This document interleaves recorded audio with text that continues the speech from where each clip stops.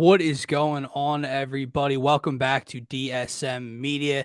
No, this is not Eagles talk. No, this is not Phillies talk. Scotty, the window of opportunity has opened for the 76ers to gather all of the Philadelphia area fans' attention, as there's this little window between opening day for the Phillies and the end of the Super Bowl. So we are here to talk Sixers at the break. I am one half of your host, Dylan Davis. You can find me on Twitter at DylanJD98. To my right, my co-host Scotty. You can find him on Twitter at Scotty Drown. My man, what is going on today? Man, not much. I've been enjoying some Champions League soccer most of the day while I was getting my notes ready, getting some work done at my real job, I guess you would say. But good Tuesday nonetheless. I'm a little over the depressive state I was in last week. I couldn't get to the Sixers content really because I just wasn't ready. I wasn't ready to get back to the NBA at all. Luckily, we had the nice All-Star break to get us through the weekend, which I'll be honest with you, I didn't pay much attention to. I didn't have much interest into it. I heard Mac McClung kind of stole the show for Philly, at least in that All-Star game. But no, I'm happy to be here. I'm in a better mood now. I'm feeling good. I'm getting back to my normal state of mind after you take that a tough loss like that. Not only in the Super Bowl, man, we lost in the World Series. Union lost in the championship. I mean, we've gone through some grief here, and I feel like something that gets undermined as like content creators and doing these shows week to week is like us talking about it together live on the channel and getting comments from people, from our viewers. It just gets us even more ingrained emotionally into the game, I feel, man. And so when you have to take those big L's, which you're gonna have to take them from time to time, they really hurt. So that's where I was at last week, but I'm happy to be back, man. Right. Well, when you're investing your time and somewhat your money into talking about the pain and the loss, right?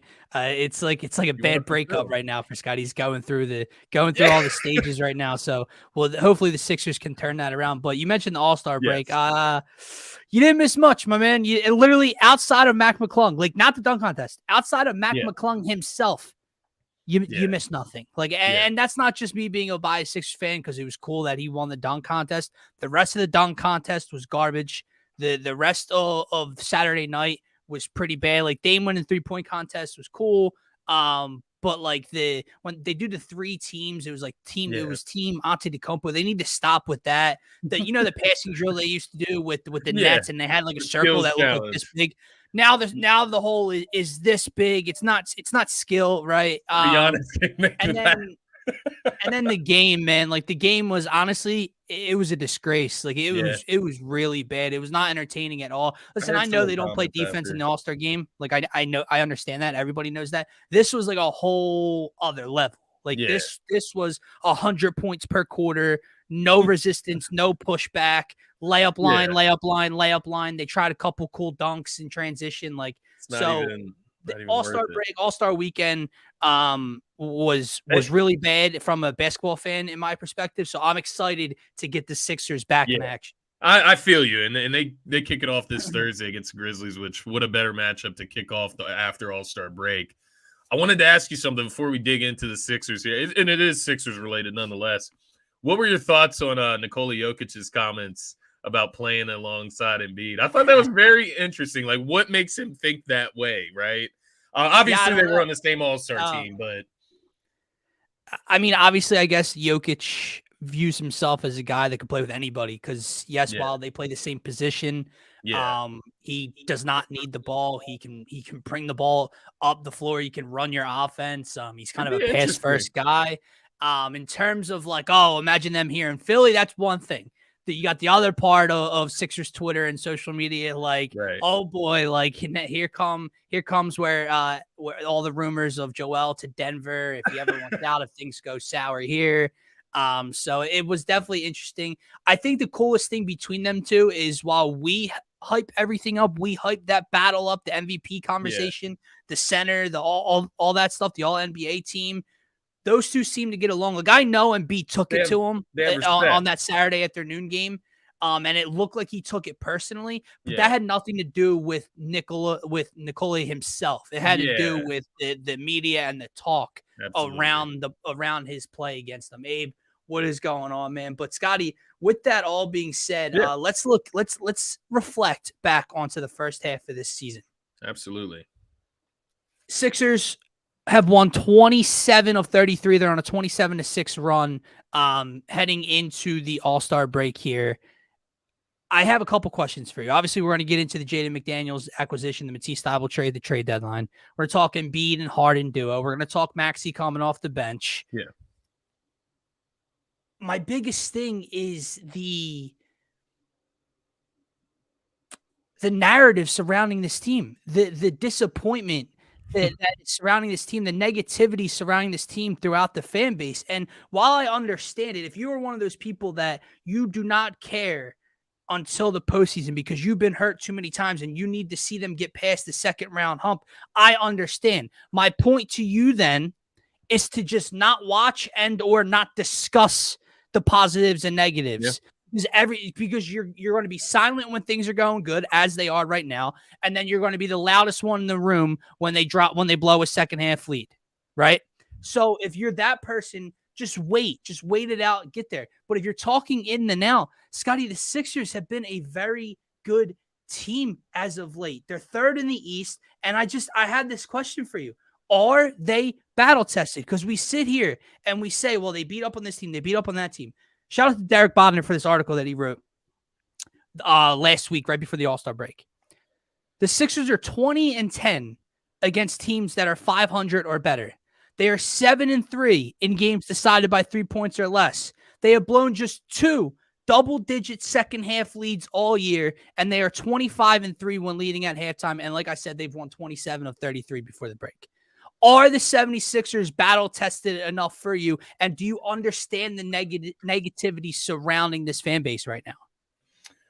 So what I would say is the Sixers currently are as battle-tested as any other team in the NBA, right? Maybe they're not fulfilling everybody's notion of playing all the top 10 teams in the NBA twice and having everybody fully – it just doesn't happen like that in an 82-game season. So like you said – you're going to be waiting until playoffs if you are literally waiting for a consistent measure of a 7-game series against another playoff-worthy team. You're just not going to get that night to night with back-to-backs involved. But when you talk about who they played, they're 17-10. I know you pointed out some numbers earlier about them. Versus I believe it was versus top 10 teams. I have it versus top 16 teams. I have them at 17-10 on the season, and against top 10 teams. And this is record-wise. I have them at 12-7 on the season against top 10 teams. And these are just head-to-head matchups on any given night, not taking into account who's injured at that said moment. So, yeah, I would say they've been as battle-tested as any team in the NBA right now. And to your first point, just about the negativity surrounding this team, I understand it to a point. It's like you said, if you're not watching the games night to night and you've totally lost interest, like look at it this way. From the start of the season, things have changed completely. It's been a 360 from the start of the season. Yes. You talk about those first 2 months, October and November, December and on. You talked about their last 33 games. Since December, they are 26-9 since December 1st. So they've been steadily for about 3 months now playing at the top of their class, right? The other thing with the negativity, if you just watch those first 2 games against Boston, you start the season on the road against Boston, then you go to Milwaukee to play the Bucks, you get blown out in both of those games, don't look worthy. Yeah, you're going to be deterred, and then you have the Eagles and the Phillies picking up the team.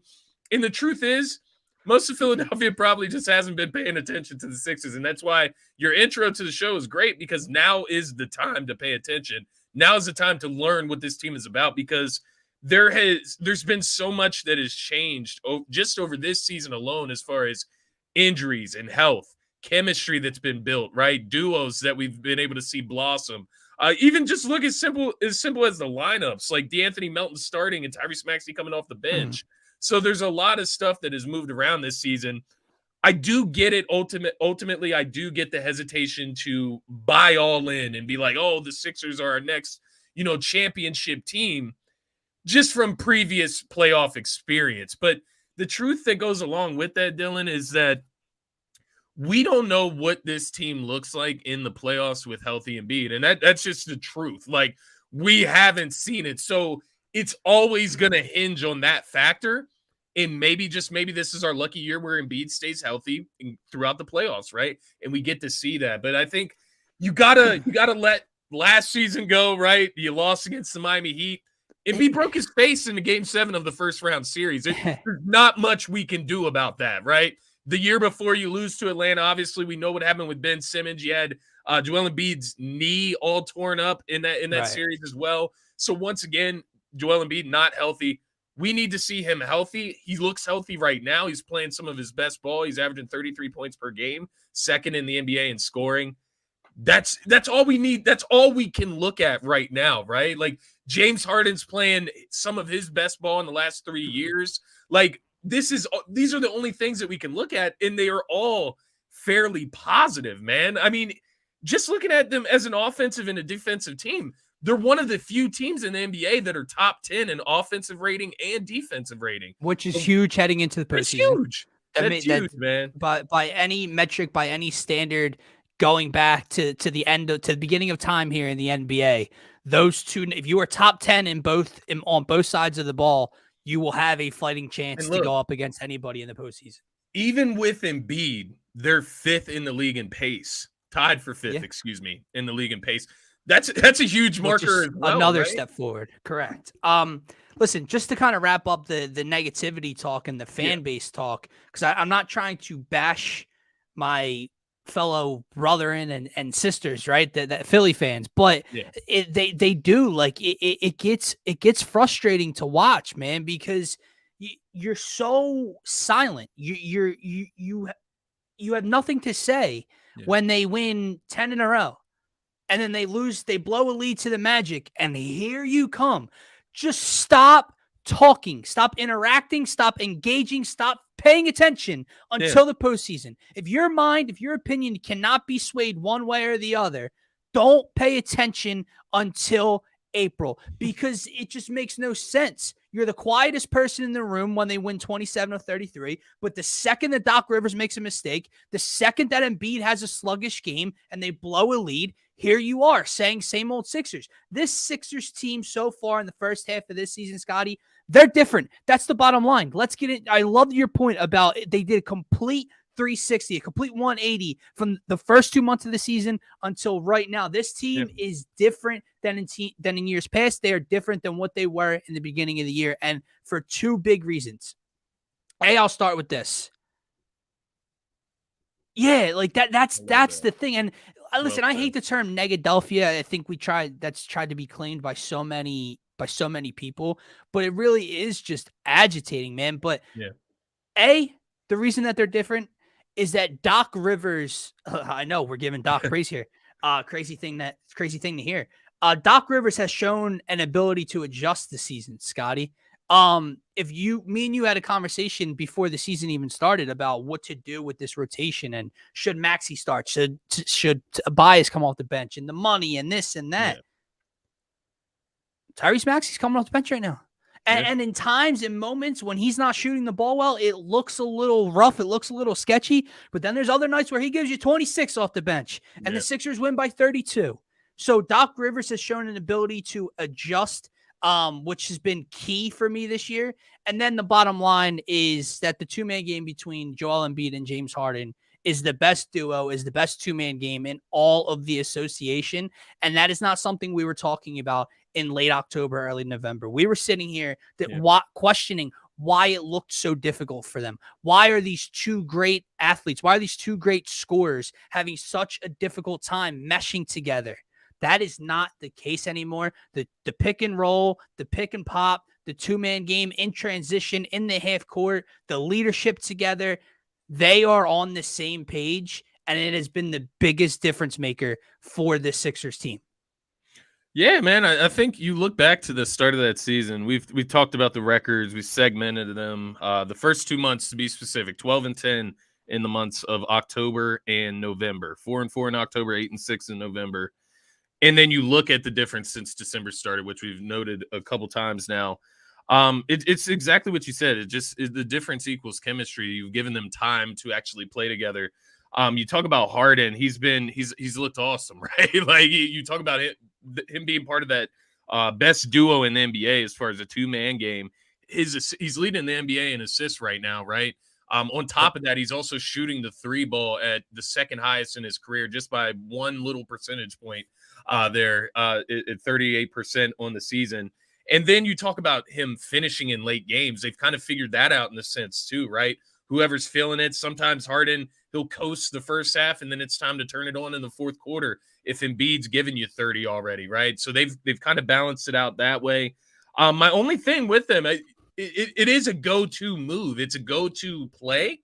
Run that in the moments when you need to run a go-to play. That is my only criticism, and that's just from time to time. That's me. And I think they've been starting to do that more. They have. I think they have. They have. There was a pregame show you and I did together where we were probably like 2 weeks ago, where we were recapping the night before, the game before, and they ended the game basically with a pick and pop to Joel off of the screen, and so they are trending towards that. I think another thing here, Dylan, that I just kind of noticed that time when Maxey, Harden, and Embiid went down. Now, mind you, Harden and Maxey were out, I feel like, around the same amount of time together in the same part of the season. Right. So you saw D'Anthony Melton and Shake Milton getting a lot of minutes in those moments, and I think that has made a huge difference as well. Because now, obviously, D'Anthony Melton's starting in the starting lineup. It's because of his defensive prowess. He's also shooting 40% from the three-point line, which is huge. He rebounds the ball well. He's lengthy. One thing I'm hoping for the second half of the season, and just further on into his career with the Sixers, I want to see that explosiveness come back for him. I know he has that back injury that's lingering. Yeah. I'd like to see him get past that and see that added to his game as well, because I think Sixers fans are just going to be even more in love. Shake Milton, you see him come off the bench now. He's ready to go. Like he comes in, he'll get you a bucket. He's not hesitating to pull the trigger from the three-point line. He knows exactly what he's in there to do. I do think the one thing, well, I'll save that for later. We'll get to the things to look forward to later. But just looking at those two and increasing the depth on the squad, you look at it. We have 4 guards right now that can rotate in and out of the game. And mind you, let's say, Harden needs to take a night off on a back-to-back.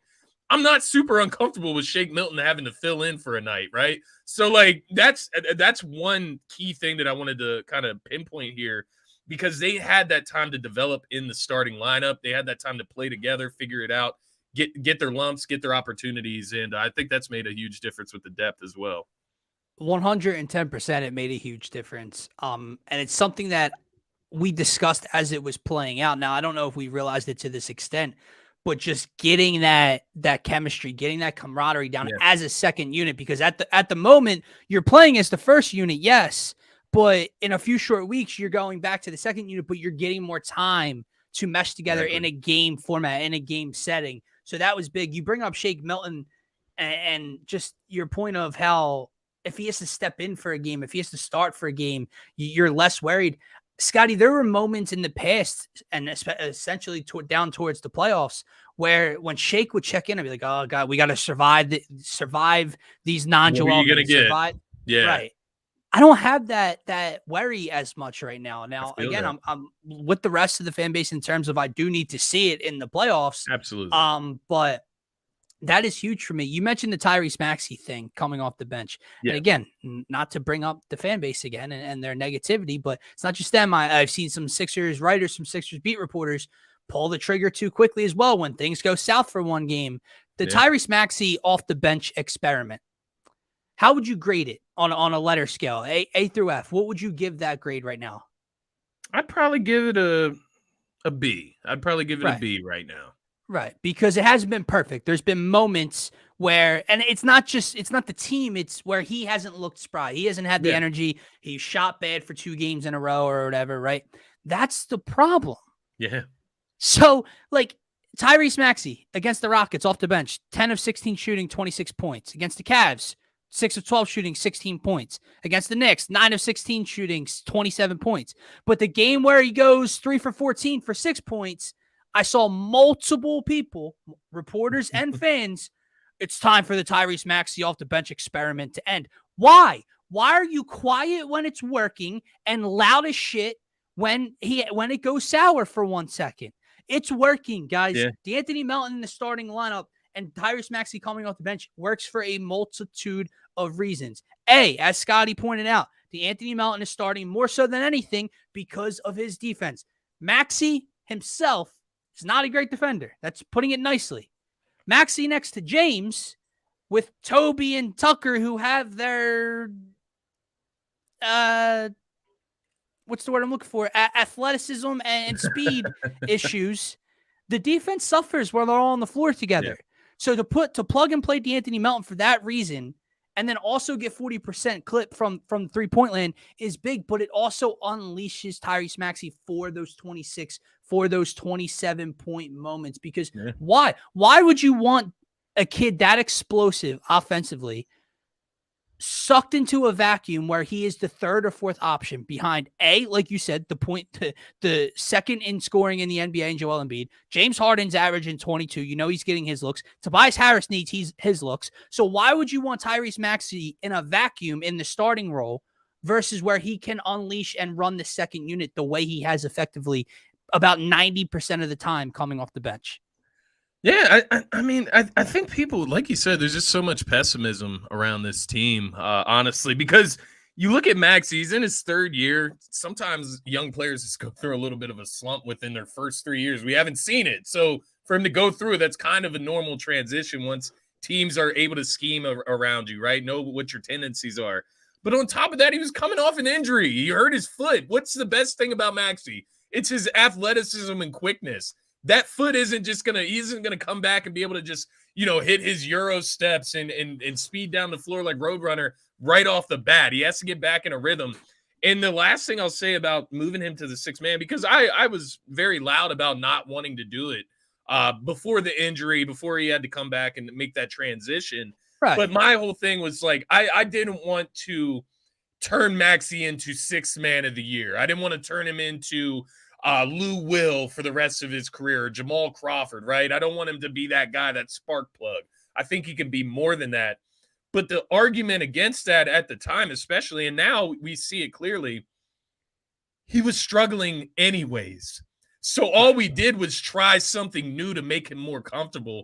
And now here we are. He's getting more comfortable. He's getting more consistent. So, as far as looking to the future, I get it, and that was my bad for looking at it from that perspective because I was with you in the moment. It's now or never for the Sixers. It's not about the future. It's about what wins them games this season with Embiid and Harden. So in all reality, regardless of what this does to Maxey's future, it's what's best for the team right now, and they have to do it. Right. I mean, I think from my point of view and yours and many others at the time was you put your 5 best players on the floor. That's my mindset for a championship team in most cases. With these two players, like if they didn't have D'Anthony Melton, like that's the other half of this equation that people have to take into account. Right. It's not just the Tyrese Maxey scoring part all on the. If they were replacing Tyrese Maxey with Matisse Thybulle at the time, or replacing Tyrese Maxey with Shake Milton, I don't know, just a lesser version of what Melton's giving you, it might not work. The transition might not be as smooth as it's going right now. The fact that Melton gives you that size, defense, athleticism, another ball handler next to James, but plays more off ball, and is giving you 40% from beyond the arc, that's what makes it work. Yep. So both sides are playing extremely well. And I just wanted to point out with PJ Tucker, because I mean, this is something glad you bring that up. This is something else that has gotten on my nerves this season. Is kind of just like, understand what PJ Tucker is here for, right? Like he's gonna play through the regular season. He has to build chemistry with the team.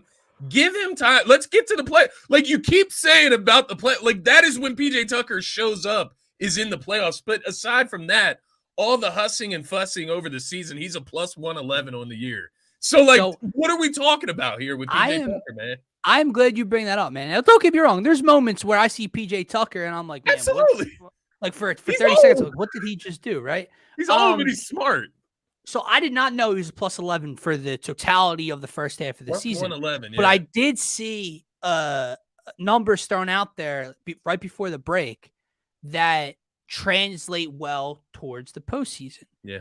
PJ's numbers defensively in one-on-one matchups and from 3-point land, his shooting numbers are drastically better against Milwaukee Boston, Miami, Denver, and there was another team compared to the rest of the field. So what does that tell you? If you're one of these postseason people, but you're complaining, he's played damn good against Giannis. He's played damn good against Tatum. He's played damn good against Denver. His shooting number, he scores against those teams from the corner. The other night we saw him strap up Donovan Mitchell in a possession. I was blown. I was mind blown by it. It was after that game. One of the quickest guys in the league. It was after that game, and I want to say, I could be totally wrong. I don't want to. I mean, I do want to shout out Brock Landis, but I forget if he made a clip of it or not. But I did see a mix of all PJ Tucker's defensive efforts in one-on-ones against like Giannis, Donovan Mitchell, Tatum, MPJ. Like, he's somewhat of a difference maker. Gotta give him some credit, right? Like, you don't even have to give him credit, I guess, until the playoffs. Just let him alone, right? I would just let him. That's what I've been doing with PJ Tucker this year. I've let him alone. Yep. No, I'm waiting to see it in the playoffs. I'm glad you brought that up because I almost forgot to mention that part of it. So just, I guess, overall, reflecting back on the first half of the season, again, it all wraps up into the mindset of this team and where fans are at. And there's nothing I can say or point to or lead you in the direction of feeling more optimistic about this team because nothing's going to change your mind. But like I said, just really don't pay attention then. Like, don't pay attention until you're ready for the postseason because they're not going to do much to change your mind. And I mean, but I'll say this. I know I'm getting all jumbled up here. Coming up, Dylan. Exactly. That's what I was trying to lead into here. I was getting like mush mouth. They have an opportunity for you non-believers, for you pessimistic fans. Yeah. Like, if the Sixers go and they go, I'm just throwing out a number, 5-2 over the next 7. What are you going to tell me? Like, here's their schedule coming out of the second half. Memphis, Boston, Miami, at Dallas in the second half of a back-to-back after Miami, at Milwaukee. Yep. And then they get the Pacers, Timberwolves, Blazers, Wizards, Cavs. So it eases up a little bit after that. But you have one, mind you, that is the Mavs with Kyrie Irving as well. Yes, the better Mavs. Yes. Now that Bucks game is probably without Giannis, so that takes away a little bit from that game. From the what's he have, torn ligaments in his hand or wrist? Yeah. But it is a perfect word. It's a gauntlet coming up. So what are you, the negative Sixer fan, going to tell me when they win? If they win 4 of 5 against these teams? Or 4 of 6 over the stretch. We will ultimately find out over these next 2 months, March and April. We're going to find out what the Sixers are made of. You mentioned the 6 games coming up to finish out February, get into that beginning end of March. But they also play the T-Wolves, the Blazers, Cavs, Golden State Warriors, Phoenix, and the Nuggets in the month of March. And then they finish their season out in April against the Bucks, Celtics, Heat, Hawks, and Nets. So it's going to be a wild ride the rest of the way. And so all the lacking of competition, all the the excuses, all the pessimism that is come around the Sixers, we're going to see if it comes to life because we'll definitely see if they're battle tested by the end of this one. But and I will say this to those fans. They've done their job so far, man. They've done their job and then some, Scotty. Yeah. And I will say this to those specific fans. The Sixers do not need a high winning percentage in the second half of the season for you to feel good about them. Now, put it this way. The 6 games coming up. If the Sixers go 1-5 or 2-4 and one is against Milwaukee with no Giannis, right? Then I'll come back down to earth a little bit with you. All right. I'll give you that. I'm saying that right here live to you. But I need you to understand the Sixers do not need to go 5-1 for it to change your mind. If the Sixers, how many games are left, Scotty? 27, 20, something like that? 27, 28, 25 games left. Okay. Yeah. We read you probably 85% of the teams on that list. If the Sixers go 15-10, that's great. Like that is great against this level of competition. So they do not need to continue to play at a 75% winning percentage for it to change your mind if they're battle tested or not. If they're 14, if they're 15 and 10 that would put them against at 53 all wins. of these teams, just shut up. And put them at 53 wins in the season. I mean, that's the over, right? So we gotta not even calm down, but like get a little bit more hyped up, I would say, for the Sixers. Like it's not just, calm down and come back down to earth, stop being so pessimistic, but actually be excited. At the end of the day, if you're a real fan, man, you can't go into a situation. It is a new year. We can't go into every season and be like, oh, that time they lost in the second round. I'm being serious. Like, I get it. It hurts every single time it happens. We got to believe a little bit when they're showing us significant signs like they are, man. And I think the biggest thing here that it can't be shown in numbers, right? Because we've seen them get the 1 seed before and lose it to the Atlanta Hawks, whatever. There's a different type of personality with this team, right? You have guys on the team that are dogs, like DeAnthony Melton, like PJ Tucker. But then you also have a James Harden he seems to be in the best mindset of his career, right? He's focused on winning right now. Joel Embiid, he's showing signs of maturing, right? So I think that's the other side of things. It's not all in the numbers, which the numbers point to what we're saying as well, but it's also the leadership in the room. And simply put, Doc Rivers has been a little bit better. I know night to night, if you're watching night to night, he's going to do things that annoys you. Right, things that irritate you. But he has looked better, man. Scotty, I can't remember a time they were 38-19 at the break, and it was like the world was collapsing around some fans.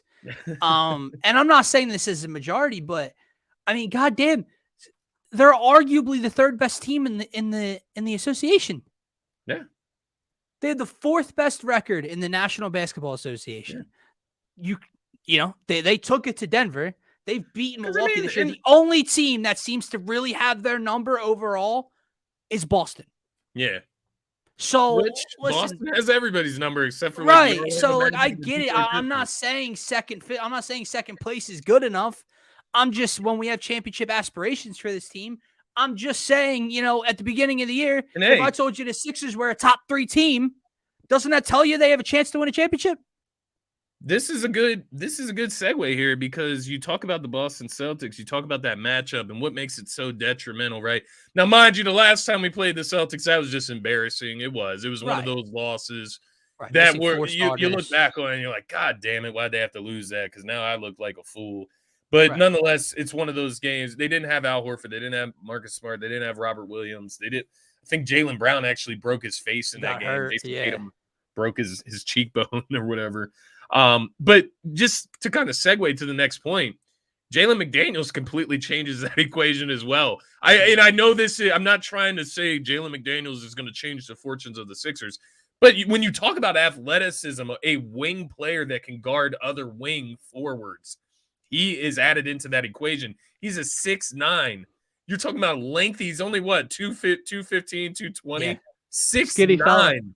Shoots 33% from the 3-point line. He rebounds the ball well. He averages around 10 points on the season.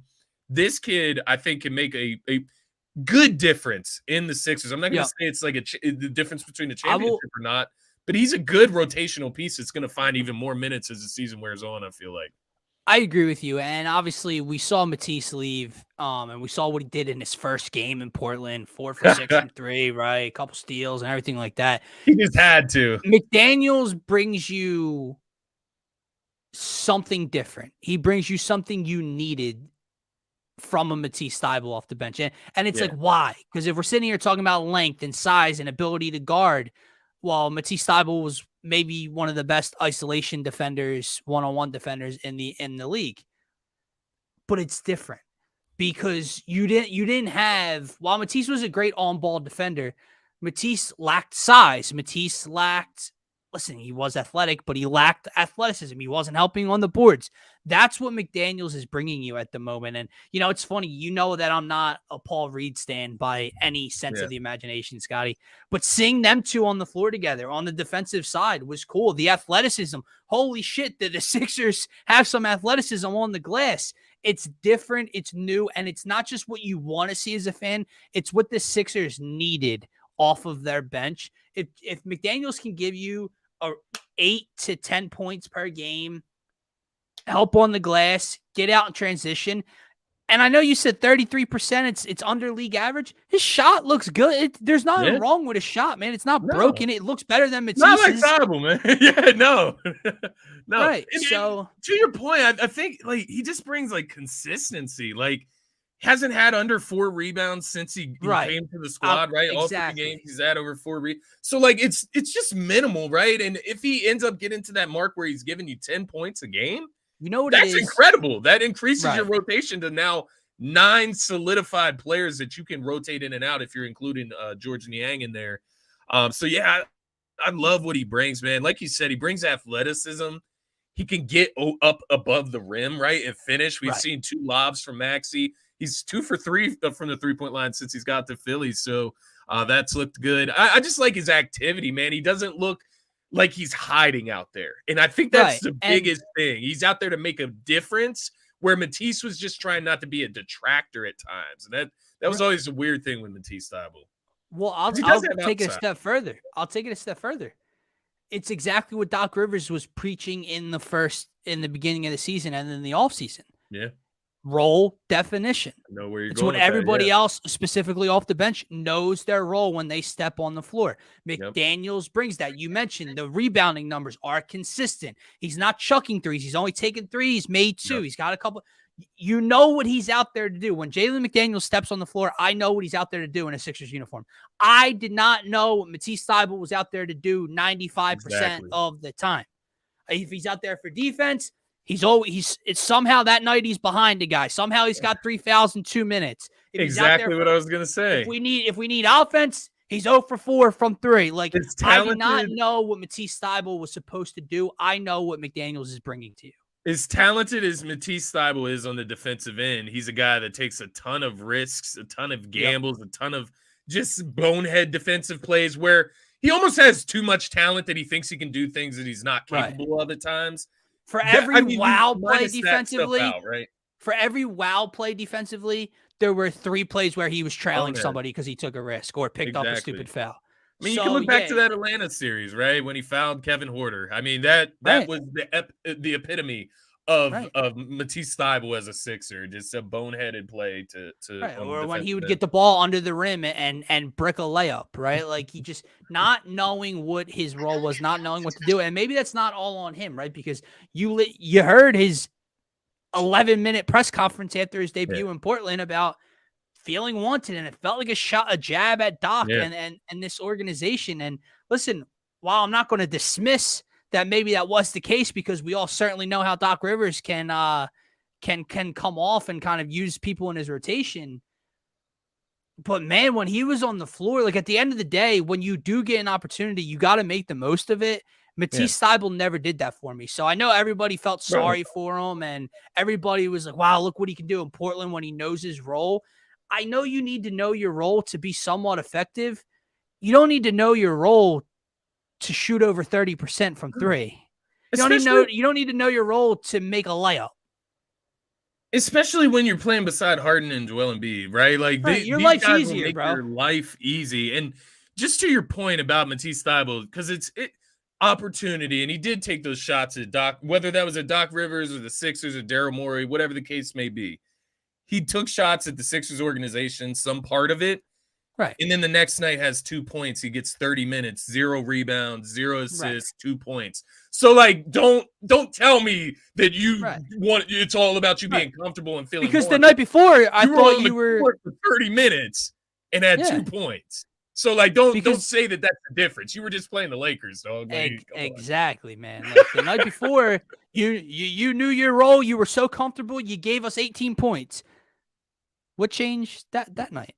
What changed 4 the for next 6 from the 3-point line, but then the next game you get 30 minutes and just nothing, right? It's like you didn't play. So that's the inconsistency with him. I'm not trying to bash on him too much. Exactly. This segment was not meant to go in any sort of direction to bash Matisse Thybulle. It's not like that. He has great potential. I will say, seeing the outcome so far in a limited sample, I would give the trade an A- at the moment, because Jaden McDaniels is someone that is going to help you down the road this season, Matisse Thybulle wasn't giving you that at the very least. With that said, man, we're 40 minutes in. We talked Doc. We talked Maxey off the bench. Harden and Embiid are the number one scoring duo, most efficient duo in the National Basketball Association. They're 38-19. They're third in the Eastern Conference, fourth best record overall. They're on a roll. They've been somewhat battle-tested. They're about to be even further tested. Yeah. Getting into the second half. And I love how we call it a second half, right? Because like you said, there is only 20. I know the All-Star break is like the midway point. 25. It's not. It's not at all. There's 25 games left of an 82-game season. Walk me through your thought process heading in. And I'm not saying to look into the playoffs, but just this tough schedule coming up. Not what do they have to do to prove to you, but where do you think the Sixers kind of finish this season off at? They're a 3 seed currently. Is that good enough? Would you like to see them pass Milwaukee with Giannis's injury? Do they have any chance of passing Boston, etc.? Yeah, so I mean, there's always a chance. I would say. Now, obviously, you have Jaylen Brown, who is playing through the injury, so it doesn't look like he's going to miss any time with the facial fracture that he had from that game against Philly. So Boston, it's going to be really tough to catch up to them, is what I'm trying to say there. Robert Williams is back healthy. You have Marcus Smart back in the lineup. You have Al Horford back. They just got the All-Star break to kind of chill out and relax and get it even healthier. So Boston, we're about 3 games back of Boston. It's a possibility, man. It's not out of the realms of possibilities. You have 2 more matchups with Boston. You have to win those, I would say, as well, because I'm sure it will end up very close as far as like tiebreakers. Milwaukee, I think we have a good chance of surpassing, quite honestly. Giannis is injured, so that helps, right? They're going to drop some games just because Giannis is not available. So then it comes back to the Sixers. Can we stay healthy? If I could give you my rundown of what I'm looking at towards, I guess you would call this the final third of the season or whatever, 25 games. There's just certain things from the team that I'm wanting to figure out. It's not necessarily a record. I would say 25 out of 25 games left, 15-10. I'll take that all day. You're above 500. You get 53 wins. North of 50 wins, I think we're going to be just fine in this season. So I would say that would be the goal there, right? North of 50 wins. Just some little things that I'm looking at. The Trez and Paul Reed and Dwayne Dedman situation. What is going on there? Like something, we have to figure something out. Now, Paul Reed of late has looked like the better option, but we've seen that fluctuate throughout the season. We've seen Doc try different things. You know, there's only a matter of time before he's going to try Dedman. Now, I don't want to get too much into Dedman because I just wasn't, it doesn't move me, right? I think it doesn't do anything at for the end me. of your bench, right? Like that's all he is for me. But is it going to be Trez? Is it going to be Paul Reed? Who's going to be the backup center? It'll be minimal minutes once you get to the playoffs, but just figure out who you're going to throw in there for that 5 to 10 spurt. And then on the other side of things, obviously you want to figure out McDaniels. How many minutes is he going to be able to play? Because we've seen him anywhere from 18 to close to 30 minutes since he's gotten here. Now, obviously foul trouble, different things like that feed into that. Keeping Embiid healthy, keeping Harden healthy, those are the 2 biggest things that you have to do the remainder of this season. Make sure they are 100% going into the playoffs. I would like Maxey and Tobias find some consistency within their roles. Maxey's working his way there. Tobias in a little bit more of a slump. We need him to get out of that before we get to the playoffs. 25 games is plenty of time. And then the final thing that I'll say, man, and this is kind of my biggest thing, and I don't know exactly how they do it because I think they have a good thing going right here. I'm just thinking of ways to improve it. Shooting more 3-pointers. Like somehow they need to get more threes up. And I know it's hard when you have Joel Embiid. You do that 2-man game. You're going to get a lot of just dump offs to Embiid. You're going to get a lot of mid-ranges from Embiid. Tobias is another mid-range guy. But you're looking at a team right now. They're 17th in 3-point attempts on the season with 32.9 per game. But they're 4th in shooting percentage from beyond the arc. So they're shooting it at a very high clip, 38%, but they're shooting it in the bottom half of the league as far as the amount of attempts per game. So I think that's just the one caveat, along with rebounding. They need to put some type of focus. I don't know if that's something you can fix at this point with how bad they've been at rebounding, but the 3-point shooting, I think they can get more threes up. We see guys still have that little bit of hesitation from beyond the arc. Let it fly. Most of these guys that are in this rotation are north of 36% from the three-point line. That's a good shooter in the NBA. So they need to let it fly, man. That would be my only other kind of looking forward. What do I want to see before the playoffs? Right. I mean, you can go back to that Boston loss at TD Garden. That's Shut the exactly your doors point. off. I Yeah, mean, look, like if you get into a 7-game series with them and you think you're going to beat them with twos, high volume twos, you got another thing coming. exactly. I agree with everything you said, man. And I think another small tidbit is just Tobias getting into a groove at the right time. I don't need the groove to come yet, but Yeah, with 5-10 games left, I'd like to see that groove start to come back a bit because he was in one for about a month and a half. And then as soon as he said, what do he call himself? I'm a certified shooter or whatever he said. Tell your friend to tell a friend I'm a shooter or whatever. I'm a sharpshooter or something I'm a like that. sharpshooter. Yeah. Ever since he said that, those numbers have come way back down. You were right, man. But to go off of the Tobias point, to go off of the Maxey off the bench point, I'm going to put more weight on the shoulder of a top 75 player ever. And I know this sounds like I'm asking for too much. James Harden has been spectacular this season. Absolutely phenomenal. The Harden from that Miami series from the second half of last year is way in the rear view of the Harden you're getting right now. He's averaging almost 22 points per game. He's averaging almost 11 assists per game. Those totals are crazy. Shooting efficiently from three, shooting a high volume three. I love it all. Come playoff time, and I'd like to start seeing it trend against these upper echelon teams. I want to see the scoring tick up a bit because to me, Harden giving you 25 a night takes the disappearing act of Tobias Harris away at times. Yeah. So Harden's giving me 20, 21, and I'm going to say you need 17, 16 from Tobias. If Harden give me 24, 25, maybe I only need 12 from Tobias Harris on limited shooting numbers. And I say that because one is a role player and one is a top 75 player to ever lace them up. He's been spectacular. Maybe I'm asking for too much, but down the stretch here, I need James Harden to be more of this James Harden in terms of scoring the basketball. No, I think you're spot on, man. I think it's something that he needs to get ahead of that, right? Like he needs to start that trend now, get ahead of that. Because it's something we talk about going into every single game, especially when we're going into those marquee matchups. We want to see Harden be in that aggressive mode all game, even from the tip, right? It doesn't mean that you don't get Embiid the ball. You still do your thing. He still assists. He still gets other guys' buckets when we're in those the end of game situations. I want to see that end of game Harden throughout the entire game. And I think as we get closer to the playoffs, he can afford to do that, right? Not putting out all of his energy out through an 82-game season. But I think once we get down to crunch time, I'm with you. I would like to start seeing that as well. Good note, he's had some of his best games against the Boston Celtics this season. So, mind you, we didn't win that first game in Boston, the first game of the year. He had over 30 points in that game. You talk about this last matchup. Once again, they didn't win. It was in Boston. Something to take into account there as well. 26-11 in that game. So he's played well against the best team in our team that we need to watch out for in the Eastern Conference, right? So I think that's another good sign. But like to your point about him needing to tick it up, it's like when you're playing a team like the Milwaukee Bucks, even and taking Tobias out of the equation, you're gonna have Embiid and Giannis going at it, right?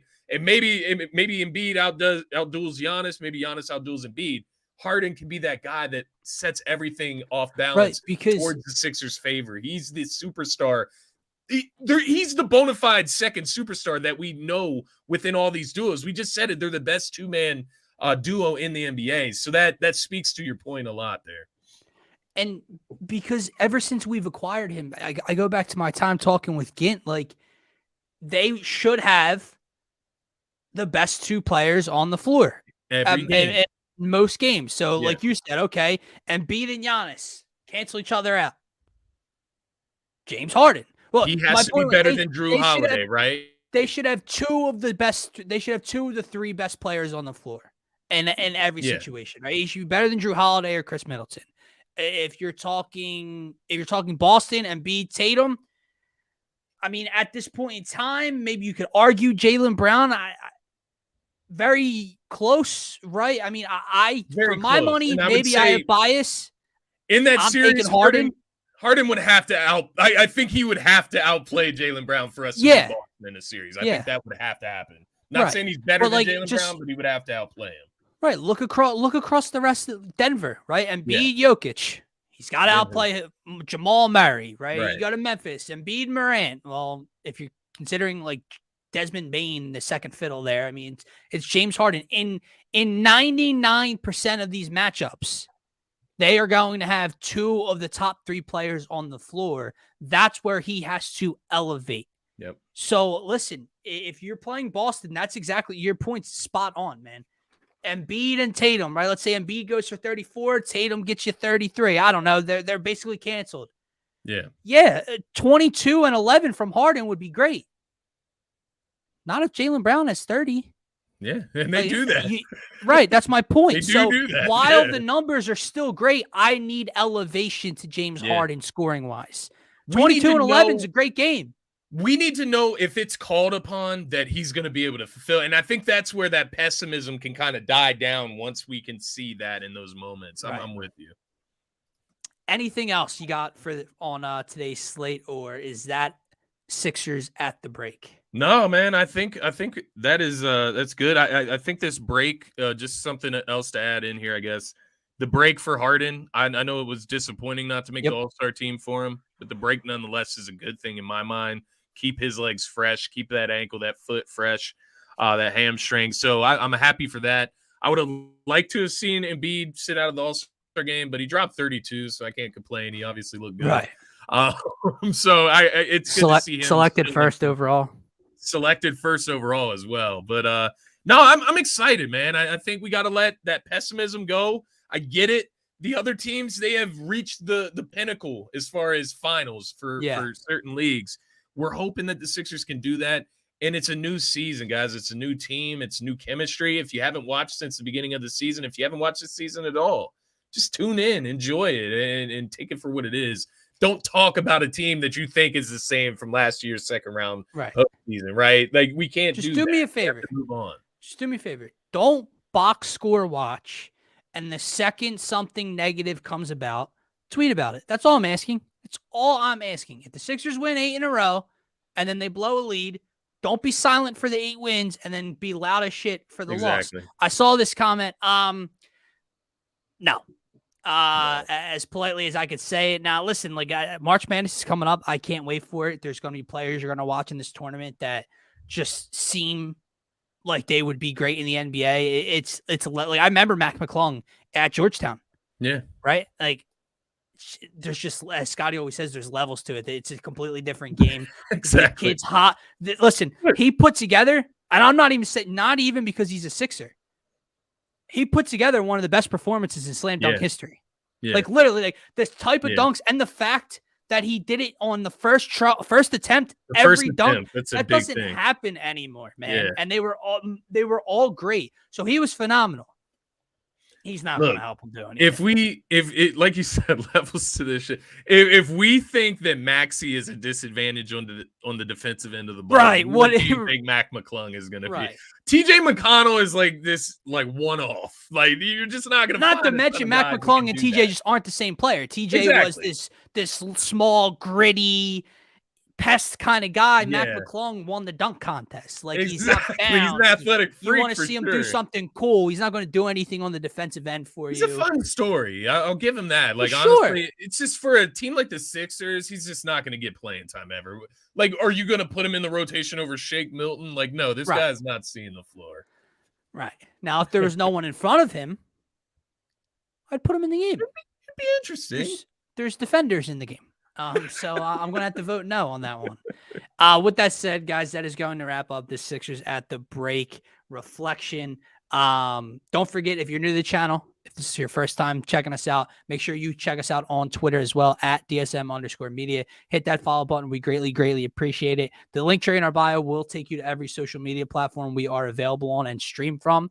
If you guys want to be interactive through any of our shows here on DSM, make sure you are subscribed to the DSM Media YouTube channel. Turn on notifications for every single time we go live starting Thursday. Scotty and I will be back with Sixers pregame live all throughout the week. Now that window of opportunity for attention has come, we will be back at it with you guys. So don't forget to check us out there.